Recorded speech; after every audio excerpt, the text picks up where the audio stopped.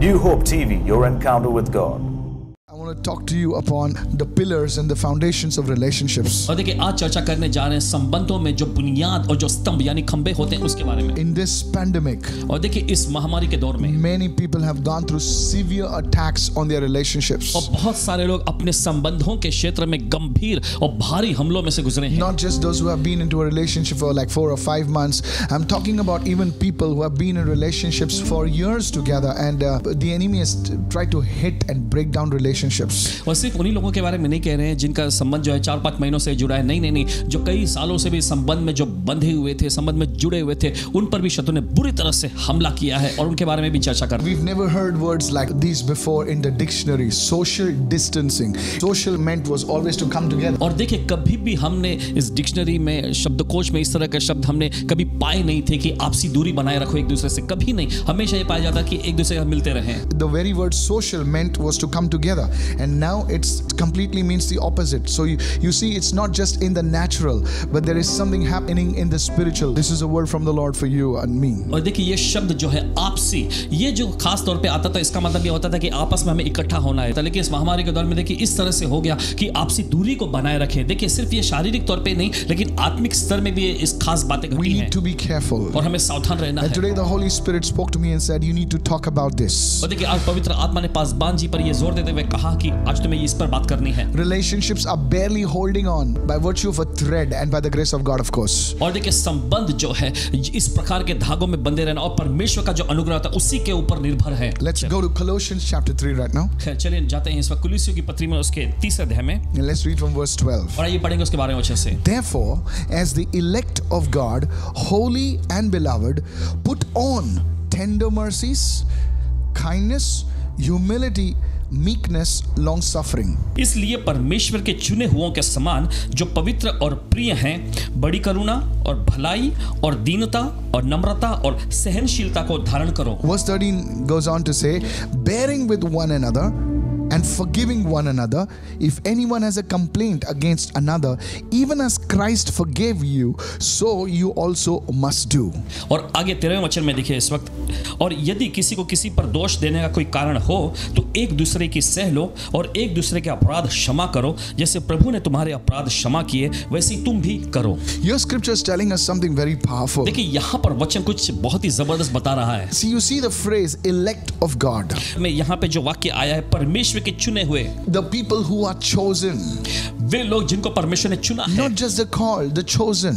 सिर्फ बुलाए हुए नहीं लेकिन चुने हुए। I would like to call God's elite force. और देखिए इन्हें ऐसा कहना चाहते हैं परमेश्वर की चुनी हुई प्रजाति या एक प्रकार की शक्ति। And God is saying you need to put on something new. और देखिए परमेश्वर कह रहा है कि तुम्हें कुछ तो नया पहनना या धारण करना You है। know, every military force in the world has a specific uniform. और देखिए दुनिया भर में अगर आप देखें हर एक फौज जो होते हैं उनके पास खास किस्म की वर्दी होती है। It's made of different materials. और देखिए उन्हें बनाया जाता है अलग अलग सामग्रियों के It द्वारा। protects them from so many things.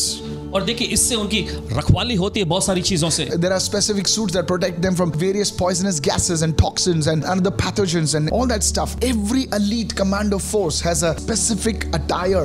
The way they look, you know, they are something special. और देखिए खास प्रकार के जो सूट वे पहनते हैं वे भी इस तरह से बनाए जाते हैं कि कुछ खास किस्म के जो गैस जो होते हैं, कुछ खास किस्म के ऐसे वायु में जो फैलाए जाते हैं, ऐसे चीजों से उन्हें रखवाली किया जा सके, बचाया जा सके। तो आप देखते हैं हर एक फौज के पास जो उनकी वर्दी होती है उन्हें आप देखकर ही सामने से देखकर ही पहचान जाएंगे कि ये खास किस्म के लोग हैं। God's elite force, we also need to put on some things that will help us in our walk with God. और परमेश्वर की चुनी हुई इस फौज के रूप में देखें हमें भी कुछ खास ऐसी चीजों को धारण करना है इस संदर्भ में। One of the areas that the enemy attacks the most is relationships. और देखिए एक खास क्षेत्र जिस पर शत्रु ज्यादातर हमले करता है वो है संबंध। The greatest anointing is not to manage computers and machinery.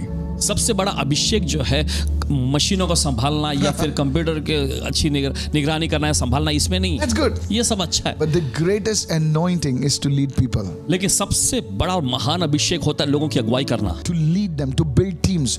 That's why the management earns more money than the actual people who do the work. लोगों की अगुवाई करना, टीम को गठित करना। देखिए इस प्रकार से तो देखिए मैनेजमेंट जो होता है दूसरी किसी चीज से ज्यादा टीम बनाने की बातों में ज्यादा खर्च काज करते I हैं, always tell my staff this. हमेशा पासवान जी अपने स्टाफ से, One person can do so much.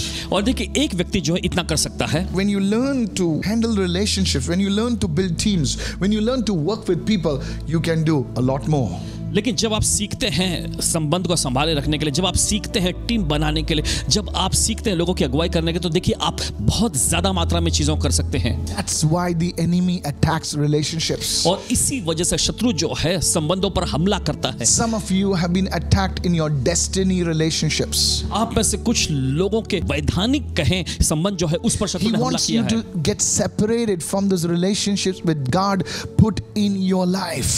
शैतान कोशिश करता है या चाहता है कि आपको उन संबंधों से अलग कर दे जिनको परमेश्वर ने दरअसल आपकी जिंदगी में रखा है. Today, lift your hands right now. चलिए आज अपने हाथ उठाएं. Everybody say with me, I cover my relationships with the blood of Jesus. Say that. सभी लोग कहें हमारे that, साथ say कि that. मैं अपने संबंधों को यीशु के लहू से ढक लेता हूं. Say, I cover every God-given relationship of mine with the blood of Jesus. Say that. चलिए Say बोलिए that. ऐसा, बोलिए ऐसा कि परमेश्वर के द्वारा दिया हुआ मेरा हर एक संबंध को मैं यीशु के लहू से ढक लेता हूं इस वक्त. Now, you may recognize God-given relationships or you may not recognize them, but by virtue of this prayer, they will be strengthened even if you don't recognize them. देखिए जिन संबंधों को परमेश्वर ने दिया है आपको, शायद उन्हें आप पहचानते हो या फिर ना पहचानते हो, लेकिन जब आप इस तरह से प्रार्थना करते हैं तो वे संबंध जो और भी मजबूत बनते जाते हैं. Lift your hands and say hallelujah. चलिए अपने हाथ उठाकर कहेंगे Thank you, hallelujah. Lord, for the relationships you have given me, Lord. धन्यवाद प्रभु उन संबंधों के लिए जो आपने मुझे दिए हैं. चलिए Let's go further right now. आगे बढ़ेंगे. Turn with me to the book of Matthew chapter 7 right now. चलिए निकालेंगे मत्ती रचित सुसमाचार में उसके 7वें अध्याय And में, let's read verse 24 onwards. और आइए पढ़ेंगे उसके 24वें वचन से. Now Jesus spoke about these two people. Most of us know them. और देखिए यहाँ पर हम देखते हैं यीशु ने इन दो लोगों के बारे में बताया, ज्यादातर लोग जानते And हैं. verse 24 says, 24वां वचन कहता है, Therefore, whoever hears these sayings of mine and does them, I will liken him to be a wise man who built his house on the rock. And the rain descended, the floods came, and the winds blew and beat on that house, and it did not fall, for it was founded on the rock.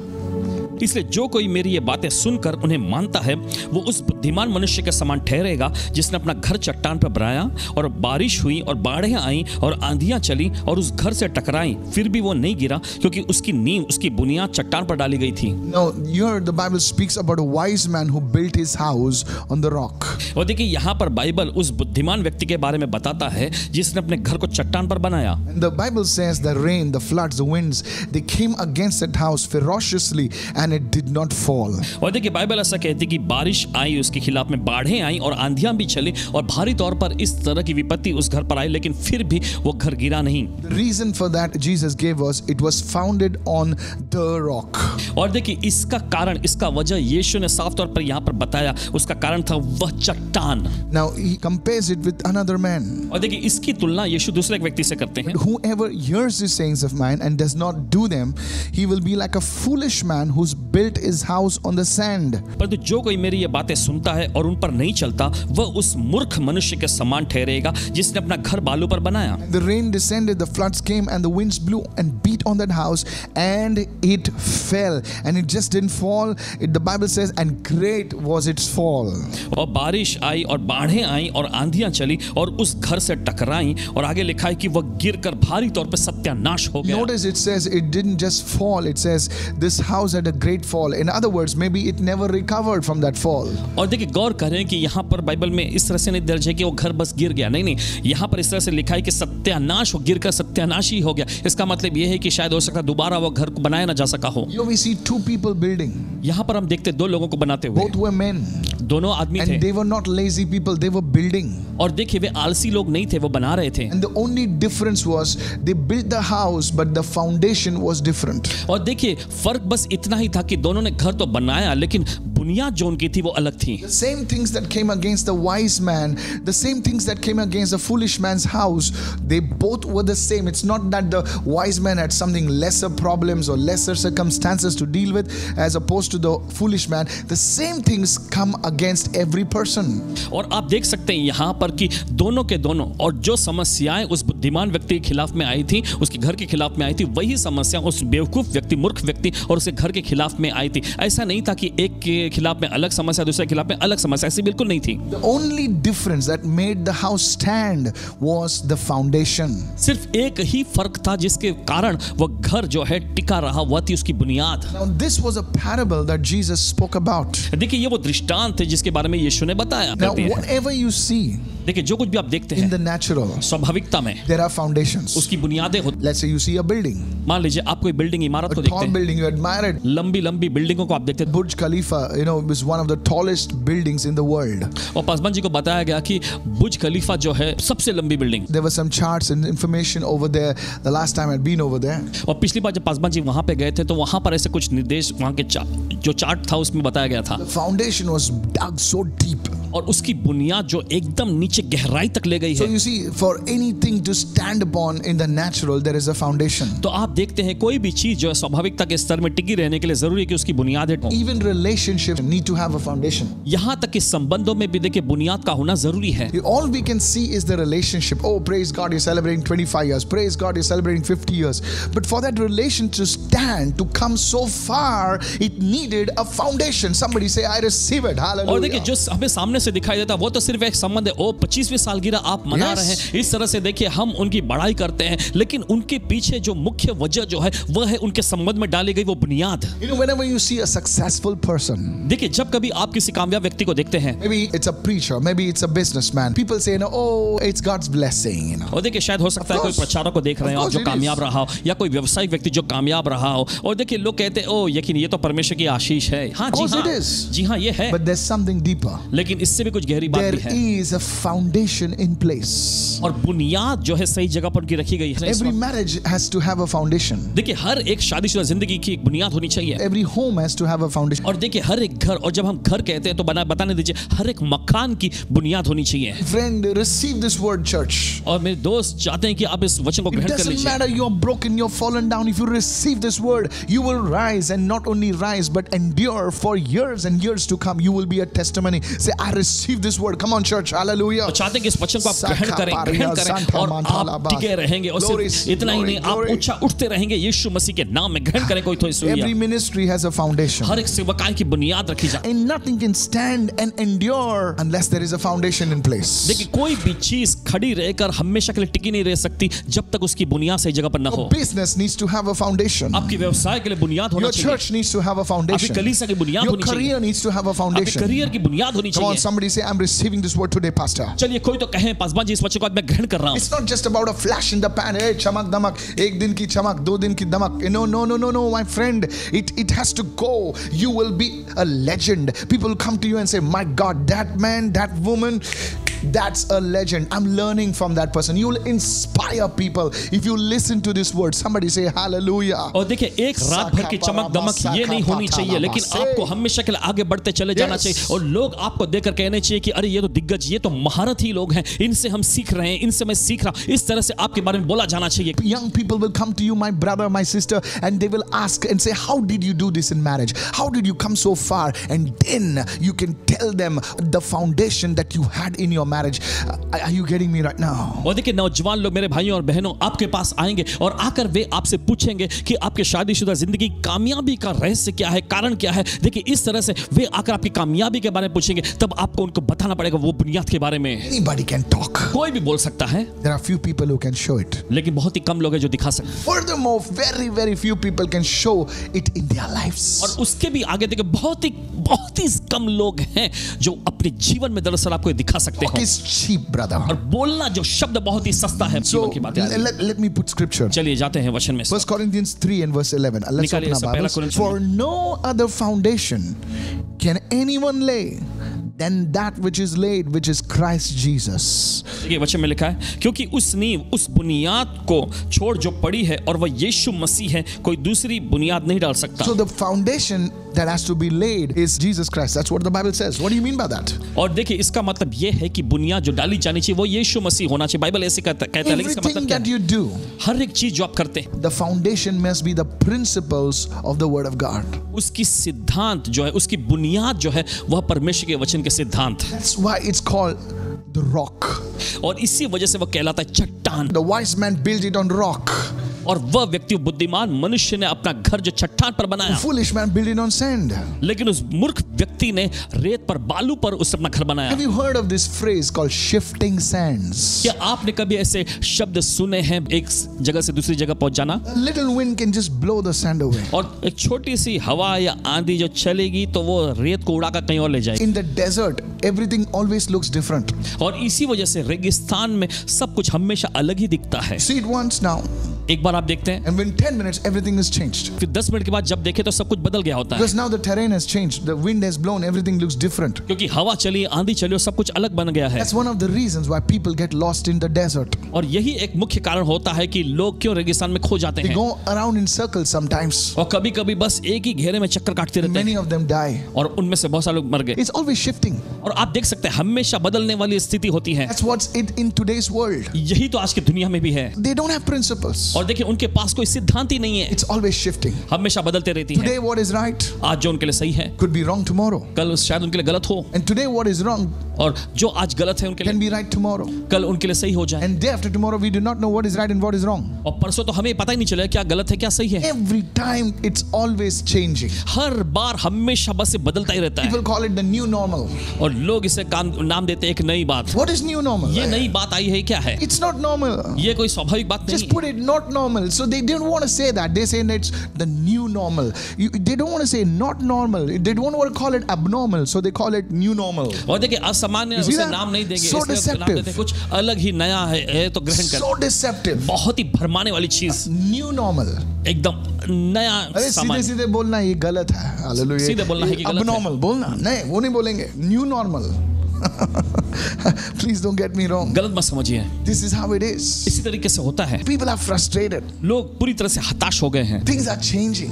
चीजें जो है बदलती जा रही हैं। What is acceptable today in marriage, tomorrow say नहीं ये नहीं चलता है. जो शादी में आज ग्रहण की जाती है, अपनाने वाली बात होती है, कल वो कहेंगे ये नहीं चलता है। Jesus said something. लेकिन यीशु ने कुछ He said, जबरदस्त कहा। guys, यीशु ने कहा he लोगों, said, heaven and earth shall pass away, but my word, it shall never pass away. यीशु ने Hallelujah. कहा स्वर्ग और पृथ्वी टल जाएंगे लेकिन मेरा वचन ये कभी नहीं You टलेगा। need to shout a hallelujah. आपको चिल्लाने की जरूरत है, Come on, hallelujah. in your house, shout and let the glory go to Jesus. 1, 2, 3, hallelujah. Come चलिए on. अपने घर में जोर से चिल्लाएं और होने जी की महिमा यीशु को मिले। चलिए 1, 2, 3 चिल्लाएं, हालेलुया। So you see, तो आप देखते हैं God's word never changes. परमेश्वर का वचन कभी बदलता नहीं। Concerning marriage, शादी किससे संबंधित, concerning relationships, संबंधों से संबंधित, concerning how you do business, किस तरह से आप व्यवसाय करते हैं इससे मामले में how भी, you deal with your neighbors, कैसे आप अपने पड़ोसियों के साथ how you बर्ताव deal करते with हैं, your parents. कैसे आप अपने माता पिता के साथ बर्ताव करते God's हैं। word never changes. परमेश्वर का वचन कभी नहीं बदलता। We've tried to add things.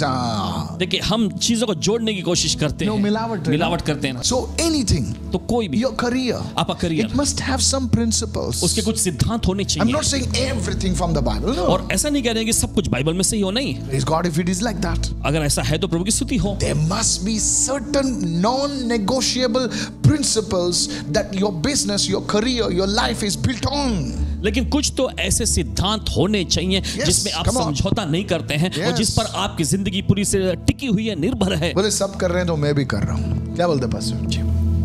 बोले वो भी कर रहा है, वो भी कर रहा है। अरे दुनिया करे, तू नहीं करना, क्योंकि वो खुदा के वचन के विपरीत है। Can I have a good amen, church? क्या अच्छा आमेन आप कह सकते हैं इस वक्त? If 100 people are doing it, still not normal.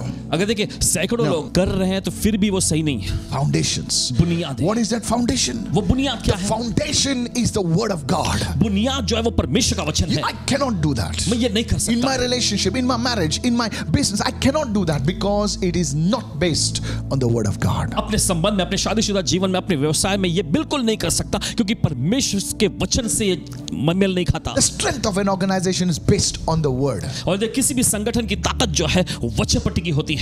It's certain principles. कुछ ऐसे खास सिद्धांत, Even if it's a non-Christian organization, if you look closely, it's something that is good, that is found in the word of God. और अगर Yes. आप देखें जो श्रद्धालु जो संगठन जो है उसमें भी देखें तो ऐसे आप सिद्धांत पाएंगे जो वचन से मेल खाता है। So you see, the first foundation, it should be based on the word of God. तो देखिए पहली बुनियाद जो है वो परमेश्वर के वचन पर निर्भर होनी चाहिए। Let me give you an example right now. चलिए एक उदाहरण आपको देते Pastor, हैं। what do you mean that my relationship must be built on foundation of the word of God? Paswan ji आपके कहने का मतलब क्या है कि मेरा संबंध जो है परमेश्वर के वचन की बुनियाद पर टिकी होनी चाहिए? Okay, I'll give you an example. चलिए Right एक उदाहरण देते now. हैं You know, आपको। I've literally interviewed, of course not on camera, but I've interviewed people. Paswan ji ने लोगों का इंटरव्यू लिया है। देखिए कैमरे पर तो नहीं, ऐसे व्यक्तिगत तौर पे जरूर लिए You know, हैं। and I like to talk to people और लोगों से बातचीत करना one पसंद on करते one. हैं, Okay. आमने सामने। I asked them. Paswan ji ने पूछा, This was a very godly family, and you know, it's a big family with many children, grandchildren. And I asked the mother of that house, what is the secret of your family, you know, always, you know, coming together and talking to each other? Of course they had their issues, but how did you stay together?